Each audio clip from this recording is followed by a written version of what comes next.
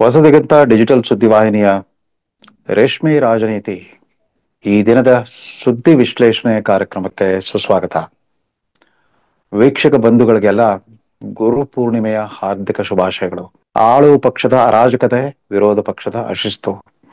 ಇವತ್ತು ಕರ್ನಾಟಕದಲ್ಲಿ ಪ್ರಜಾಪ್ರಭುತ್ವ ಅಪಾಯದಲ್ಲಿದೆ.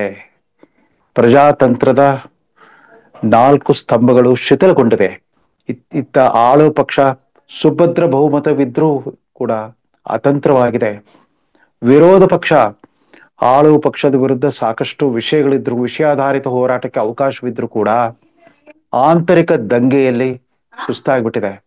ಈ ರೀತಿ ಆಳುವ ಪಕ್ಷ ಮತ್ತು ವಿರೋಧ ಪಕ್ಷ ಎರಡೂ ಕೂಡ ತಮಗೆ 2023ರ ಅಸೆಂಬ್ಲಿ ಚುನಾವಣೆಯಲ್ಲಿ ದಕ್ಕಿದ ಜನಾದೇಶಕ್ಕೆ ದ್ರೋಹ ಬಗೆತ ಸಾಗಿರೋದು ಅತ್ಯಂತ ಇವತ್ತಿನ ದುರಂತ.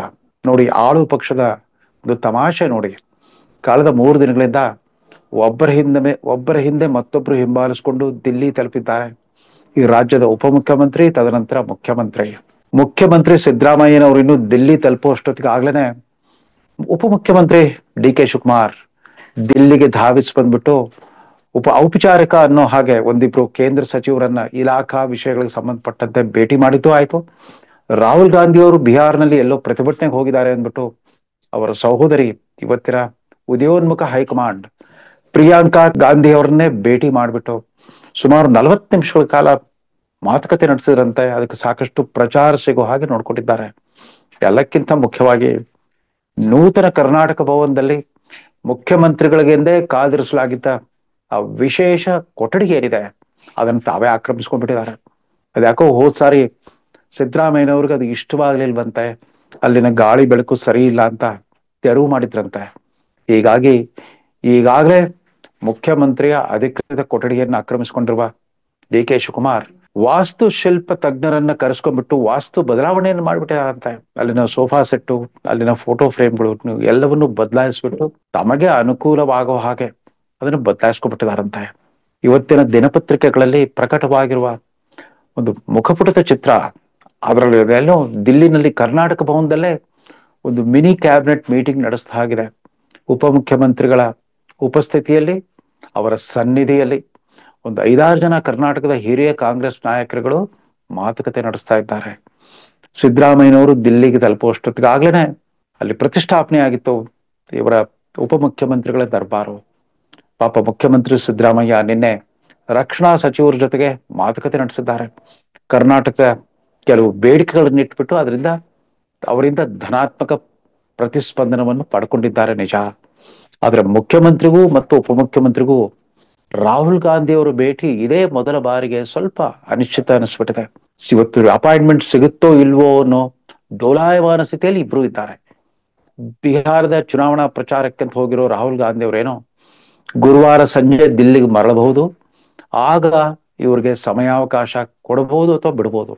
ಆಮೇಲೆ ಅವರಿಬ್ರು ಪ್ರತ್ಯೇಕ ಸಮಯಾವಕಾಶ ಕೇಳಿರೋದನ್ನ ನೋಡಿದ್ರೆ ಏನೋ ಒಂದು ದಿಢೀರ್ ಫಲಿತಾಂಶ ಹೊರಹೊಮ್ಮಬಹುದು ಅನ್ನೋ ಕುತೂಹಲ ಸಾರ್ವಜನಿಕರಲ್ಲಿ ಮೂಡ್ತಾ ಇದೆ. ಸುದ್ದಿ ಮಾಧ್ಯಮಗಳಲ್ಲಂತೂ ಇವತ್ತು ಅನಿಶ್ಚಿತತೆಯ ವಾತಾವರಣ ಎದ್ದು ಕಾಣ್ತಾ ಇದೆ.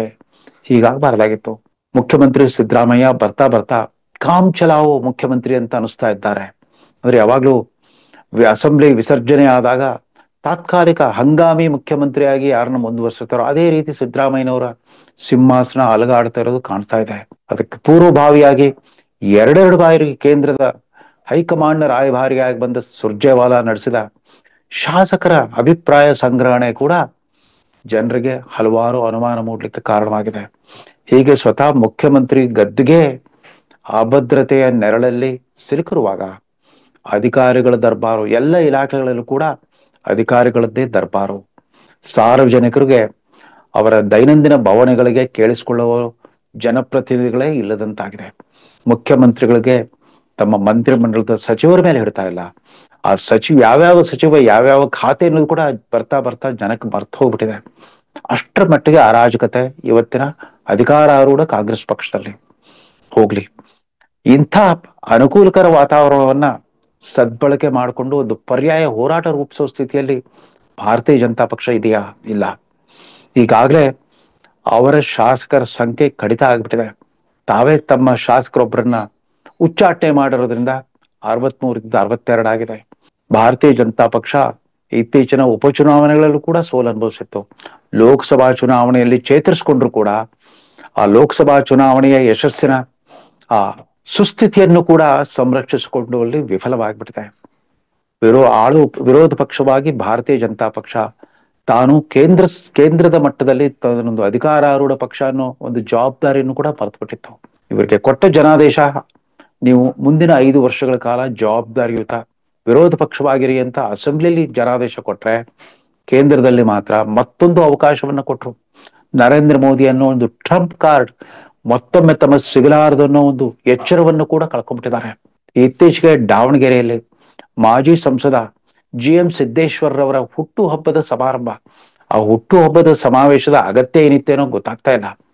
ಅಲ್ಲಿ ಪಾಲ್ಗೊಂಡವರೆಲ್ಲ ಬಹುತೇಕ ಕಳೆದ ಚುನಾವಣೆಯಲ್ಲಿ ಟಿಕೆಟ್ ವಂಚಿತರಾದವರು ಮತ್ತು ಸ್ಪರ್ಧೆ ಮಾಡಿ ಸೋತವರು ಮತ್ತು ಟಿಕೆಟ್ ವಂಚಿತರೇ ಅಲ್ಲಿ ಮುಖ್ಯವಾಗಿ ಕಾಣಿಸ್ಕೊಟ್ಟಿದ್ರು. ಅದರಲ್ಲೂ ರಾಜ್ಯಾಧ್ಯಕ್ಷ ವಿಜೇಂದ್ರರ ವಿರೋಧಿ ಬಣ ಅಂತ ಗುರುತಿಸ್ಕೊಂಡ್ರು, ಅಧಿಕೃತವಾಗಿಯೇ ಗುರುತಿಸ್ಕೊಂಡ್ರು ನಾಯಕರುಗಳಲ್ಲಿ ಮಾತಾಡಿದ್ರು. ಅಲ್ಲಿ ಹುಟ್ಟು ಹಬ್ಬದ ಸಂಭ್ರಮಾಚರಣೆ ಮಾತುಗಳು ಒಂದೂ ಕೇಳಿ ಬರಲಿಲ್ಲ. ಅವರೆಲ್ಲ ಅಲ್ಲಿಂದ ಮೊಳಗಿಸಿದ್ದು ತಮ್ಮ ಒಂದು ಕಾಲದ ಸರ್ವಕಾಲಿಕ ಮಾಸ್ ಲೀಡರ್ ಯಡಿಯೂರಪ್ಪನವರ ವಿರುದ್ಧ ಕಿಡಿಕಾರೋದನ್ನೇ, ತಮಗೆ ಅವರ ಬಗ್ಗೆ ಅನಿಸಿದ್ದನ್ನ ಆಡಿ ತೋರಿಸೋ ಪರಾಕ್ರಮವನ್ನೇ ಅವರೆಲ್ಲ ಮೆರೆದ್ರು. ಯಾವ ಉದ್ದೇಶಕ್ಕಾಗಿ? ಅದರಲ್ಲೂ ಅರವಿಂದ್ ಲಿಂಬಾವಳಿಯವರಾಗ್ಲಿ, ಹಿರಿಯ ಮಾಜಿ ಪತ್ರಕರ್ತ ಮತ್ತು ಮಾಜಿ ಸಂಸದ ಪ್ರತಾಪ್ ಸಿಂಹ ಅವರಾಗ್ಲಿ, ಮಾಜಿ ಸಚಿವ ಕುಮಾರ್ ಬಂಗಾರಪ್ಪನವರಾಗ್ಲಿ, ಸ್ವತಃ ಸಿದ್ದೇಶ್ವರರವರೇ ತಮ್ಮ ಹುಟ್ಟುಹಬ್ಬದ ಸಂಭ್ರಮವನ್ನೇ ಮರೆತು ಬಿಟ್ಟು, ಯಾವುದೋ ಕಾಲದಲ್ಲಿ ಯಡಿಯೂರಪ್ಪನವ್ರ ತಾವು ಚೆನ್ನಾಗಿದ್ವಿ, ಆಮೇಲೆ ಹೇಗೆ ಮನಸ್ತಾಪ ಬಂತು ಇತ್ಯಾದಿ ಕಹಿ ಅಂಶಗಳನ್ನೇ ಎತ್ತಿ ಹಿಡಿದ್ಬಿಟ್ಟು ಕಿಡಿಕಾರೋ ಕೆಲಸ ಮಾಡಿದ್ರು. ಯಾವ ಗರೋದ್ದೇಶಕ್ಕಾಗಿ? ಈ ಹುಟ್ಟು ಹಬ್ಬದ ಸಂಭ್ರಮಾಚರಣೆ ಬದಲು ನರೇಂದ್ರ ಮೋದಿ ಅವರ 11 ವರ್ಷಗಳ ಆಡಳಿತದ ಸಂಭ್ರಮಾಚರಣೆಯನ್ನ ಮಾಡ್ಬೇಕಾಗಿತ್ತು. ಇಷ್ಟೊತ್ತಾಗ್ಲೇ ಅಧಿಕೃತವಾಗಿ ಭಾರತೀಯ ಜನತಾ ಪಕ್ಷದ ಕರ್ನಾಟಕ ಘಟಕ ನರೇಂದ್ರ ಮೋದಿ ಅವರ 11ನೇ ವರ್ಷಾಚರಣೆಯನ್ನ ಮಾಡಿಬಿಟ್ಟು, ಅವರ 11 ವರ್ಷಗಳಲ್ಲಿ ನರೇಂದ್ರ ಮೋದಿ ಅವರ ಕೊಡುಗೆ ಏನು, ಈ ರಾಷ್ಟ್ರದಲ್ಲಿ ಅವರು ತಂದಿರೋ ಪರಿವರ್ತನೆ ಎಂಥದ್ದು ಅಂತ ಜನಸಾಮಾನ್ಯರಿಗೆ ತಲುಪಿಸೋ ಕೆಲಸ ಮಾಡ್ಬೇಕಾಗಿತ್ತು. ಅದ್ಯಾವುದೂ ನಡೀತಾ ಇಲ್ಲ. ಇವತ್ತಿನ ಭಾರತೀಯ ಜನತಾ ಪಕ್ಷ ಕರ್ನಾಟಕ ಘಟಕದಲ್ಲಿ ಅದು ಸಾಮಾನ್ಯ ಬರೀ ವಿರೋಧ ಪಕ್ಷದ ಪುಡಾರಿಗಳು ಮಾತ್ರ ಇಲ್ಲ, ಅಲ್ಲೆಲ್ಲ ಈಗಾಗಲೇ ಅಧಿಕಾರ ಅನುಭವಿಸಿದ ಮಾಜಿ ಮುಖ್ಯಮಂತ್ರಿಗಳಿದ್ದಾರೆ, ಉಪಮುಖ್ಯಮಂತ್ರಿಗಳಿದ್ದಾರೆ ಮತ್ತು ಅವರಲ್ಲಿ ಬಹುತೇಕ ಜನ ಇವತ್ತು ಸಂಸದರಾಗಿದ್ದಾರೆ. ಇವ್ರಿಗೆಲ್ರಿಗೂ ಜವಾಬ್ದಾರಿ ಇಲ್ವಾ? ಪಕ್ಷದ ಪುನಶ್ಚೇತನದ ಜವಾಬ್ದಾರಿಯನ್ನ, ಅಂದ್ರೆ ಮುರಿದಿರುವ ಮನಸ್ಸುಗಳನ್ನು ಜೋಡಿಸುವ ಕೆಲಸವನ್ನ ಪ್ರಹ್ಲಾದ್ ಜೋಶಿ ಅವರಿಗೆ ಕೊಟ್ಟಿದ್ದಾರಂತೆ. ಪ್ರಹ್ಲಾದ್ ಜೋಶಿ ಅವರಿಗೆ ಕೇಂದ್ರದ ಸಚಿವರಾಗಿ ಮಾಡ್ಲಿಕ್ಕೆ ಬೇಕಾದಷ್ಟು ಕೆಲಸ ಇತ್ತು, ಕಾರ್ಯಭಾರ ಇತ್ತು. ಆದ್ರೆ ಎಂದಿಗೂ ಮುಗಿಯದ ಜಗಳ 2023ರ ಅಸೆಂಬ್ಲಿ ಚುನಾವಣೆಯಿಂದ ಆರಂಭಿಸಿದ ಇವರ ಹೋರಾಟಗಳೆಲ್ಲ ಪರಸ್ಪರ ವ್ಯಕ್ತಿಗತವಾದ ಈರ್ಷೆ, ಅಸೂಯೆ, ಪೂರ್ವಾಗ್ರಹ ಪೀಡಿತ ಜಗಳಗಳು. ಇದರಿಂದ ನರೇಂದ್ರ ಮೋದಿಯವರು ರಾಷ್ಟ್ರ ಮಟ್ಟದಲ್ಲಿ ತಮ್ಮ ಪಕ್ಷವನ್ನ ಗೆಲ್ಲಿಸಿಕೊಟ್ಟು ಒಂದು ಸುಭದ್ರ ಸ್ಥಿತಿಯಲ್ಲಿ ಇಡ್ಲಿಕ್ಕೆ ಮಾಡಿದ ಹೋರಾಟದ ಉದ್ದೇಶವೇ ವ್ಯರ್ಥವಾಗ್ತಾ ಇದೆ. ಇವ್ರಿಗೆಲ್ಲ ಈ ಕೋಟ್ಯಾಧಿಪತಿ ವ್ಯಾಪಾರಿಗಳಾಗಿರೋ ಈ ಪಕ್ಷದ ನಾಯಕರುಗಳು ತಮ್ಮ ವ್ಯಕ್ತಿಗತ ಹುಟ್ಟುಹಬ್ಬ ಆಚರಿಸೋದ್ರ ಬದಲು ನರೇಂದ್ರ ಮೋದಿ ಅಂತ ಯುಗ ಪುರುಷ, ಆತನ 11ನೇ ವರ್ಷದ ಸಾಧನೆ ಬಗ್ಗೆ ದೊಡ್ಡ ಸಂಭ್ರಮಾಚರಣೆ ಮಾಡಬೇಕಾಗಿತ್ತು. ಅದ್ಯಾವುದು ಮುಖ್ಯ ಅನುಷ್ಠಾನ ಇಲ್ಲ. ಅಪರೂಪಕ್ಕೊಮ್ಮೆ ಕಾಂಗ್ರೆಸ್ ಸರ್ಕಾರ ಕೆಲವು ನಿರ್ಧಾರಗಳನ್ನು ಕೈಗೊಂಡಾಗ ಅದಕ್ಕೆ ತಕರಾರಿರ್ತಾರೆ ಹೊರತು, ಉಳಿದಂತೆ ಕಾಂಗ್ರೆಸ್ ಪಕ್ಷದ ಅನೇಕ ಲೋಪದೋಷಗಳನ್ನ ಜನಸಾಮಾನ್ಯರಿಗೆ ತಲುಪಿಸೋದ್ರಲ್ಲಿ ವಿಫಲರಾಗಿದ್ದಾರೆ. ಇರ್ಬೋದು, ಮೂಡ ಹಗರಣ, ವಾಲ್ಮೀಕಿ ಹಗರಣ ಇತ್ಯಾದಿ ಕುರಿತಂತೆ ಹೋರಾಟ ಮಾಡಿದ್ರು ನಿಜ, ಆದ್ರೆ ಆ ಹೋರಾಟಕ್ಕೆ ಜನಸಾಮಾನ್ಯರ ನೈತಿಕ ಬೆಂಬಲ ಸಿಕ್ಕಿರಲಿಲ್ಲ. ಯಾಕಂದ್ರೆ ವ್ಯಕ್ತಿಗತವಾಗಿ ಇವರಿನ್ನು ತಮ್ಮ ವಿಶ್ವಾಸಾರ್ಹತೆಯನ್ನು ಸಾಬೀತುಪಡಿಸೋದ್ರಲ್ಲಿ ವಿಫಲರಾಗ್ಬಿಟ್ಟಿದ್ದಾರೆ. ಬಹುಶಃ ಅದರಿಂದಾಗನೇ ದಿಲ್ಲಿಯ ಭಾಜಪ ಹೈಕಮಾಂಡ್ಗೆ ಕರ್ನಾಟಕವೇ ಒಂದು ತಲೆನೋವಾಗಿ ಪರಿಣಮಿಸಿದೆ ಅಂತ ಕಾಣುತ್ತೆ. ಇಲ್ಲಿ ವಿಪರ್ಯಾಸ ಅಂತಂದ್ರೆ, ದಕ್ಷಿಣ ಭಾರತದಲ್ಲಿ ಕರ್ನಾಟಕವೇ ಕಾಂಗ್ರೆಸ್ನ ಭದ್ರಕೋಟೆ ಅವರ ಹೈಕಮಾಂಡ್ಗೆ, ಅದೇ ರೀತಿ ಭಾರತೀಯ ಜನತಾ ಪಕ್ಷಕ್ಕೂ ಕೂಡ ಕರ್ನಾಟಕವೇ ದಕ್ಷಿಣ ಭಾರತದ ಭದ್ರಕೋಟೆ. ಈ ಭದ್ರಕೋಟೆ ಛಿದ್ರವಾಗ್ತಿರೋದನ್ನ ಎರಡೂ ಪಕ್ಷಗಳ ಹೈಕಮಾಂಡು ಅಸಹಾಯಕರಾಗಿ ನೋಡುವಂತ ಸ್ಥಿತಿ ಬಂದಿದೆ. ಇದು ಹೀಗಾಗಬಾರ್ದಾಗಿತ್ತು. ಆಳುವ ಪಕ್ಷವಾಗಿ ಕಾಂಗ್ರೆಸ್ಸು ಒಂದು ಕ್ರಿಯಾಶೀಲ ಪ್ರಣಾಳಿಕೆಯನ್ನು ಇಟ್ಕೊಂಡ್ಬಿಟ್ಟು ಭ್ರಷ್ಟಾಚಾರ ಮುಕ್ತ ದಕ್ಷ ಆಡಳಿತದ ಗ್ಯಾರಂಟಿ ಕೊಟ್ಟು ಅದನ್ನ ಅನುಷ್ಠಾನ ಮಾಡ್ಬೇಕಾಗಿತ್ತು. ಇಲ್ಲ, ಗ್ಯಾರಂಟಿಗಳ ಹೆಸರಲ್ಲಿ ಇವ್ರು ನಡೆಸಿರೋದೆಲ್ಲ ಮಿತಿ ಮೀರಿದ ಅಶಿಸ್ತು, ಅವ್ಯವಸ್ಥೆ ಮತ್ತು ಅರಾಜಕತೆ ಇದೇ 2 ವರ್ಷಗಳ ಕಾಲ ಸಿದ್ದರಾಮಯ್ಯನವರ ಆಡಳಿತ ನಾವು ಕಂಡಿರೋ ಒಂದು ವ್ಯವಸ್ಥೆ. ಇದನ್ನು ವ್ಯವಸ್ಥೆ ಅಂತ ಕರೆಯಕ್ಕಾಗಲ್ಲ. ಜೆ.ಎಚ್. ಪಟೇಲ್ರು ಒಂದು ತಮಾಷೆಯಾಗಿ ಹೇಳ್ತಾ ಇದ್ರು, ವ್ಯವಸ್ಥಾ ಅವ್ಯವಸ್ಥಾ ಕುವ್ಯವಸ್ಥಾ. ಇಲ್ಲಿ ಕರ್ನಾಟಕದಲ್ಲಿ ಇವತ್ತು ಆಳುವ ಪಕ್ಷ ಮತ್ತು ವಿರೋಧ ಪಕ್ಷಗಳ ಪರಸ್ಪರ ಬೇಜವಾಬ್ದಾರಿಯುತ ವರ್ತನೆಯಿಂದಾಗಿ ಕುವ್ಯವಸ್ಥೆಯ ಸ್ಥಿತಿಯನ್ನು ತಲುಪಿದ್ದೇವೆ ಅಂತ ಕಾಣುತ್ತೆ. ಈ ಕತ್ತಲೆಯ ನಡುವೆ ಇವತ್ತಿನ ಗುರುಪೂರ್ಣಿಮೆ ಎಂದು ಇದ್ದಕ್ಕಿದ್ದಂತೆ ಒಂದು ಹೊಸ ಪರಿವರ್ತನೆ, ಧನಾತ್ಮಕ ಪರಿವರ್ತನೆಯ ಕಾಲ ಬರಬಹುದು ಅಂತ ಆಶಿಸ್ತಾ ಈ ಸಂಚಿಕೆಯನ್ನು ಮುಗಿಸ್ತಾ ಇದ್ದೇನೆ. ನಮಸ್ಕಾರ.